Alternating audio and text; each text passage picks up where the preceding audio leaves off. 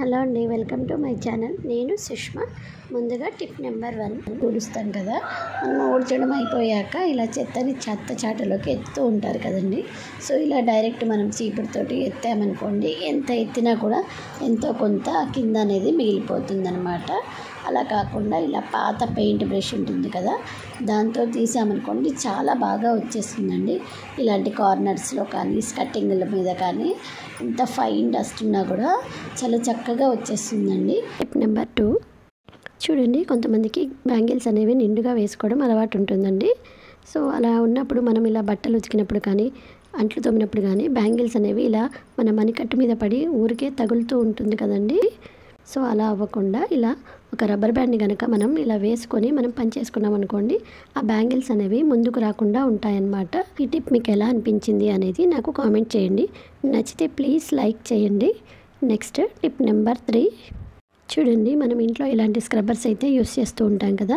So గిన్నెలు తోమాక వీటిని కడిగేసి పక్కన పెట్టేసామనుకోండి, దాంట్లో అంతా వాటర్ అనేది ఉండిపోయి బ్యాక్టీరియా అనేది ఫామ్ అవుతూ ఉంటుందండి. బ్యాడ్ స్మెల్ కూడా వస్తుంది కదా. సో అలా రాకుండా నేను ఇక్కడ ఒక బాటిల్ని తీసుకొని ఇలా వీడియోలో చూపిస్తున్నట్టుగా కట్ చేశానండి. నెక్స్ట్ ఇలాగా బాటిల్ క్యాప్ ఉంటుంది కదా, ఈ క్యాప్ని తీసేస్తున్నానండి. రివర్స్లో పెట్టుకోవాలన్నమాట. ఈ బాటిల్ని ఇలాగా సింక్ దగ్గర పెట్టేసుకొని మనం వాష్ చేసిన స్క్రబ్బర్స్ని అలా పై దాంట్లో పెట్టేసుకున్నాం అనుకోండి, ఆ వాటర్ అనేది మొత్తం కింది డబ్బాలోకి కారిపోతాయి అన్నమాట. సో చక్కగా డ్రై అవుతాయండి స్క్రబ్బర్స్. బ్యాక్టీరియా అనేది ఫామ్ అవ్వదు, మనకి బ్యాడ్ స్మెల్ అనేది అస్సలు రాదనమాట. ఈ టిప్ మీ అందరికీ యూజ్ అవుతుందని అనుకుంటున్నానండి. నెక్స్ట్ టిప్ నెంబర్ 4 చూడండి, మనం అన్నం వండినప్పుడు మామూలు మూత పెట్టామనుకోండి, అన్నం అంతా పొంగిపోతుంది కదండి.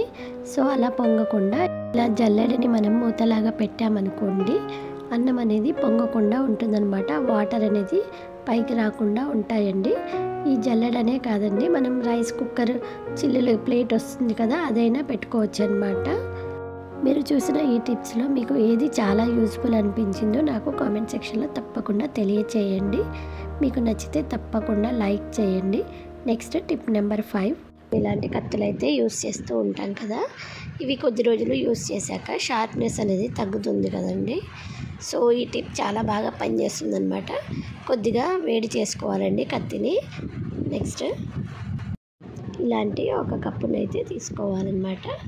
దీన్ని బ్యాక్ సైడ్ ఇలాగ తిప్పేసి మనకి వేడి చేసుకున్న కత్తిని ఇలా సానబెట్టినట్టుగా రబ్ చేయాలండి. సో దీనివల్ల షార్ప్నెస్ అనేది చాలా బాగా వస్తుందన్నమాట. మనం కత్తులనే కాదు, కత్తెర్లకు కూడా ఈ టిప్ చాలా బాగా పనిచేస్తుంది. తప్పకుండా ఈ టిప్ని అయితే ట్రై చేయండి. నాకైతే చాలా బాగా షార్ప్ వచ్చేసిందండి. ఐ హోప్ ఈ వీడియో మీ అందరికీ నచ్చిందని అనుకుంటున్నానండి. నచ్చితే తప్పకుండా లైక్ చేయండి. Thank you for watching.